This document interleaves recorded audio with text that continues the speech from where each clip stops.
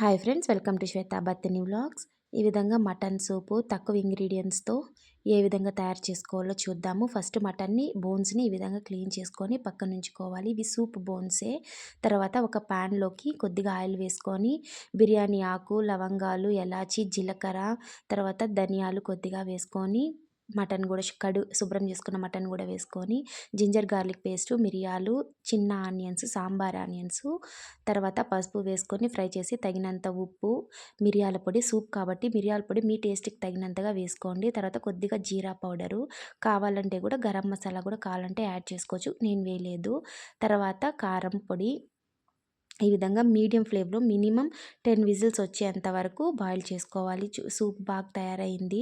తర్వాత కావాలంటే మీకు స్ప్రింగ్ ఆనియన్స్ గానీ, కొత్తిమీర గానీ గార్నిష్ వేసుకొని కొద్దిగా పెప్పర్ యాడ్ చేసుకొని వేడి వేడిగా తినడమే. ప్లీజ్ ఈ వీడియో గానీ మీకు నచ్చినట్లయితే మా ఛానల్‌ని సబ్స్క్రైబ్ చేసుకొని వీడియోకి లైక్ చేయండి.